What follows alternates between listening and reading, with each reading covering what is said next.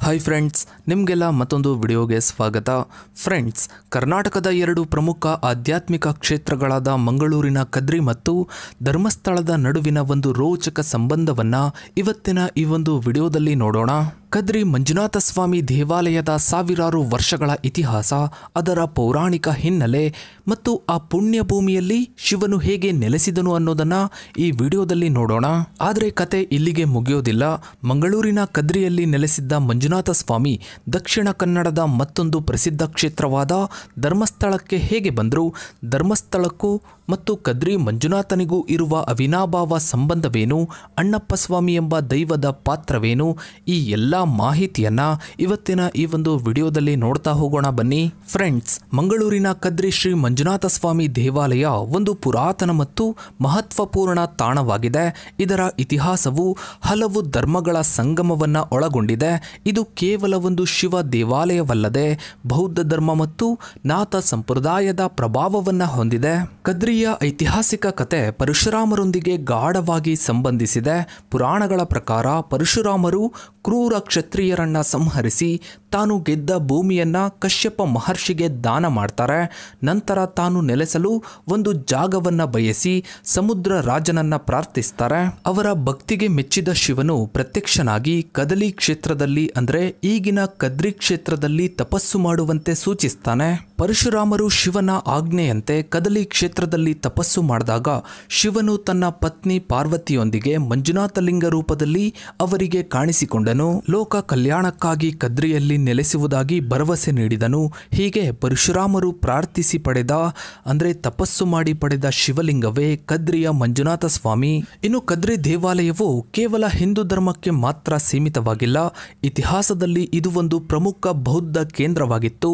ಕ್ರಿಸ್ತಶಕ 10ನೇ ಶತಮಾನದವರೆಗೂ ಕದ್ರಿ ಒಂದು ಪ್ರಮುಖ ಬೌದ್ಧ ವಿಹಾರವಾಗಿತ್ತು ಎಂದು ನಂಬಲಾಗಿದೆ.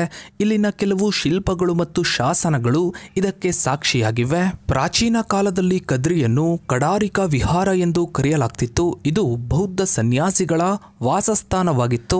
ದೇವಾಲಯದಲ್ಲಿರುವ ಕಂಚಿನ ಲೋಕೇಶ್ವರ ಮತ್ತು ಧ್ಯಾನ ಮುದ್ರೆಯಲ್ಲಿರುವ ಬುದ್ಧನ ವಿಗ್ರಹಗಳು ಬೌದ್ಧ ಮೂಲವನ್ನ ಸೂಚಿಸುತ್ತವೆ. ವಿಶೇಷವಾಗಿ ಕ್ರಿಸ್ತಶಕ 968ರ ಶಾಸನವು ಆಳ್ವ ಕುಂದವರ್ಮ ಎಂಬ ಅರಸನು ಕಡಾರಿಕಾ ವಿಹಾರದಲ್ಲಿ ಲೋಕೇಶ್ವರ ಪ್ರತಿಮೆಯನ್ನ ಸ್ಥಾಪಿಸಿದಾಗಿ ತಿಳಿಯುತ್ತೆ. ಇನ್ನು ಬೌದ್ಧ ಧರ್ಮದ ಅವನತಿಯ ನಂತರ ಕದ್ರಿಯು ನಾಥ ಸಂಪ್ರದಾಯದ ಪ್ರಮುಖ ಕೇಂದ್ರವಾಗಿ ಮಾರ್ಪಡ್ತು. ನಾಥ ಯೋಗಿಗಳಾದ ಮತ್ಸ್ಯೇಂದ್ರನಾಥ, ಗೋರಕ್ಷನಾಥ ಮತ್ತು ಶೃಂಗಿನಾಥರು ಇಲ್ಲಿ ನೆಲೆಸಿದ್ದರು ಎಂದು ಹೇಳಲಾಗುತ್ತೆ. ನಾಥ ಸಂಪ್ರದಾಯವು ಶೈವ ಮತ್ತು ಯೋಗದ ಸಂಯೋಜನೆಯಾಗಿದ್ದು ಕದ್ರಿಯ ಮಂಜುನಾಥ ಆರಾಧನೆಯು ಈ ಸಂಪ್ರದಾಯದ ಪ್ರಭಾವಕ್ಕೆ ಒಳಗಾಯಿತು. ಹೀಗಾಗಿ ಬೌದ್ಧ ಧರ್ಮದ ಮಂಜುಶ್ರೀ ಕಾಲಕ್ರಮೇಣ ಶೈವ ದೇವತೆ ಮಂಜುನಾಥನಾಗಿ ಪರಿವರ್ತನೆಯಾಯಿತು ಎಂದು ಕೆಲವು ವಿದ್ವಾಂಸರು ಅಭಿಪ್ರಾಯಪಡ್ತಾರೆ. ಇನ್ನು ದೇವಾಲಯದ ಸಮೀಪದಲ್ಲಿ ಕೆಲವು ಪ್ರಾಚೀನ ಗುಹೆಗಳಿದ್ದು ಅವುಗಳನ್ನು ಪಾಂಡವ ಗುಹೆಗಳು ಎಂದು ಕರೆಯಲಾಗುತ್ತೆ. ಪಾಂಡವರು ತಮ್ಮ ವನವಾಸದ ಸಮಯದಲ್ಲಿ ಇಲ್ಲಿ ನೆಲೆಸಿದ್ದರು ಎಂದು ನಂಬಿಕೆ ಇದೆ. ಇನ್ನು ದೇವಾಲಯದ ಹಿಂಭಾಗದಲ್ಲಿರುವ ಗೋಮುಖ ತೀರ್ಥ ವಿಶೇಷ ಮಹತ್ವವನ್ನ ಹೊಂದಿದೆ. ಇಲ್ಲಿನ ನೀರು ಕಾಶಿಯಿಂದ ಹರಿದು ಬರುತ್ತದೆ ಎಂಬ ನಂಬಿಕೆ ಇದೆ ಮತ್ತು ಈ ನೀರು ಎಂದಿಗೂ ಬತ್ತುವುದಿಲ್ಲ. ಕದ್ರಿ ಮಂಜುನಾಥ ಸ್ವಾಮಿ ದೇವಾಲಯವನ್ನು ಸುಮಾರು 10ರಿಂದ 11ನೇ ಶತಮಾನದಲ್ಲಿ ನಿರ್ಮಿಸಲಾಯಿತು ಎಂದು ನಂಬಲಾಗಿದೆ. 14ನೇ ಶತಮಾನದಲ್ಲಿ ಇದನ್ನು ಸಂಪೂರ್ಣವಾಗಿ ಕಲ್ಲಿನ ರಚನೆಯನ್ನಾಗಿ ಪರಿವರ್ತಿಸಲಾಯಿತು. ಇಲ್ಲಿನ ವಾಸ್ತುಶಿಲ್ಪವು ದ್ರಾವಿಡ ಮತ್ತು ತುಳುನಾಡಿನ ಶೈಲಿಗಳ ಮಿಶ್ರಣವನ್ನ ಹೊಂದಿದೆ. ದೇವಾಲಯದ ಗೋಪುರ, ದ್ವಾರಪಾಲಕರು ಮತ್ತು ವಿವಿಧ ಪಂಚಲೋಹ ವಿಗ್ರಹಗಳು ಭವ್ಯವಾಗಿವೆ. ಇಲ್ಲಿನ ಮಂಜುನಾಥ ಸ್ವಾಮಿಯ ವಿಗ್ರಹವು ಪಂಚಲೋಹದಿಂದ ಮಾಡಲ್ಪಟ್ಟಿದೆ. ಇನ್ನು ಧರ್ಮಸ್ಥಳಕ್ಕೆ ಕದ್ರಿಯಿಂದ ಮಂಜುನಾಥ ಸ್ವಾಮಿ ಲಿಂಗವು ಬಂದ ಕತೆ ಕ್ಷೇತ್ರದ ಇತಿಹಾಸದಲ್ಲಿ ಒಂದು ಪ್ರಮುಖ ಮತ್ತು ಆಸಕ್ತಿದಾಯಕ ಭಾವನೆಯಾಗಿದೆ.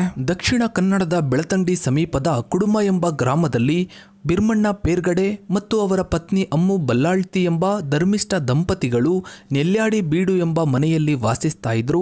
ಅವರು ತಮ್ಮ ಪ್ರಾಮಾಣಿಕತೆ, ದಯೆ ಮತ್ತು ಅತಿಥಿ ಸತ್ಕಾರಕ್ಕೆ ಹೆಸರುವಾಸಿಯಾಗಿದ್ರು. ಒಂದು ದಿನ 4 ಧರ್ಮ ದೈವಗಳು ಮಾನವ ರೂಪದಲ್ಲಿ ನೆಲ್ಯಾಡಿ ಬೀಡಿಗೆ ಆಗಮಿಸಿದ್ರು. ಪೆರ್ಗಡೆ ದಂಪತಿಗಳು ಅವರನ್ನ ಆದರದಿಂದ ಸತ್ಕರಿಸಿದರು. ದಂಪತಿಗಳ ಪ್ರಾಮಾಣಿಕತೆ ಮತ್ತು ಧರ್ಮನಿಷ್ಠೆಗೆ ಸಂತುಷ್ಟರಾದ ದೈವಗಳು ಆ ರಾತ್ರಿ ಬಿರ್ಮಣ್ಣ ಪೇರ್ಗಡೆಯವರ ಕನಸಿನಲ್ಲಿ ಕಾಣಿಸಿಕೊಂಡರು. ಅವರು ತಮ್ಮ ವಾಸಕ್ಕಾಗಿ ಮನೆಯನ್ನ ತೆರವುಗೊಳಿಸಲು ಮತ್ತು ಧರ್ಮದ ಪ್ರಚಾರಕ್ಕಾಗಿ ತಮ್ಮ ಜೀವನವನ್ನ ಮುಡಿಪಾಗಿಡಲು ಸೂಚಿಸಿದರು. ದೈವಗಳು, ನಮ್ಮ ಧರ್ಮವು ಇಲ್ಲಿ ನೆಲೆಸಲಿ ಮತ್ತು ನೀನು ಅದಕ್ಕೆ ಅಧಿಪತಿಯಾಗಿರು ಎಂದು ಹೇಳಿದರು. ದೈವಗಳ ಆಜ್ಞೆಯಂತೆ ಪೆರ್ಗಡೆ ದಂಪತಿಗಳು ತಮ್ಮ ಮನೆಯನ್ನ ತೆರವುಗೊಳಿಸಿ ಬೇರೆ ಮನೆಗೆ ಸ್ಥಳಾಂತರಗೊಂಡರು. ನಂತರ ಅವರು ಧರ್ಮ ದೈವಗಳಿಗೆ ಪ್ರತ್ಯೇಕ ಗುಡಿಯನ್ನ ನಿರ್ಮಿಸಿ ಅವರ ಆರಾಧನೆಯನ್ನ ಪ್ರಾರಂಭಿಸಿದರು. ಧರ್ಮದ ನೆಲೆಗೆ ಸೂಕ್ತವಾದ ಸ್ಥಳವಾದ ಕಾರಣ ಈ ಪ್ರದೇಶವು ಧರ್ಮಸ್ಥಳ ಎಂದು ಕರೆಯಲ್ಪಡ್ತು. ಧರ್ಮ ದೈವಗಳನ್ನ ಪೂಜಿಸಲು ಬ್ರಾಹ್ಮಣ ಪುರೋಹಿತರನ್ನ ಕರೆತರಲಾಯಿತು. ಆ ಸಮಯದಲ್ಲಿ ಪುರೋಹಿತರು ಧರ್ಮ ದೈವಗಳೊಂದಿಗೆ ಶಿವಲಿಂಗವನ್ನ ಪ್ರತಿಷ್ಠಾಪಿಸುವುದು ಸೂಕ್ತ ಎಂದು ಸಲಹೆ ನೀಡಿದರು. ಶಿವನ ಉಪಸ್ಥಿತಿಯಿಂದ ಕ್ಷೇತ್ರದ ಪಾವಿತ್ರತೆ ಹೆಚ್ಚಾಗುತ್ತದೆ ಎಂಬ ನಂಬಿಕೆ ಇತ್ತು. ಆಗ ಧರ್ಮ ದೈವಗಳು ತಮ್ಮ ಪ್ರತಿನಿಧಿಯಾಗಿ ಅಣ್ಣಪ್ಪ ಸ್ವಾಮಿ ಎಂಬುವರನ್ನ ಆಯ್ಕೆ ಮಾಡಿದ್ರು. ಅಣ್ಣಪ್ಪ ಸ್ವಾಮಿ ಅವರು ಪೆರ್ಗಡೆ ಕುಟುಂಬದ ನಿಷ್ಠಾವಂತ ಸೇವಕರಾಗಿದ್ದರು. ದೈವಗಳ ಸೂಚನೆಯಂತೆ ಅಣ್ಣಪ್ಪ ಸ್ವಾಮಿ ಅವರು ಮಂಗಳೂರಿನಲ್ಲಿರುವ ಪ್ರಸಿದ್ಧ ಕದ್ರಿ ಮಂಜುನಾಥ ಸ್ವಾಮಿ ದೇವಾಲಯಕ್ಕೆ ತೆರಳಿದರು.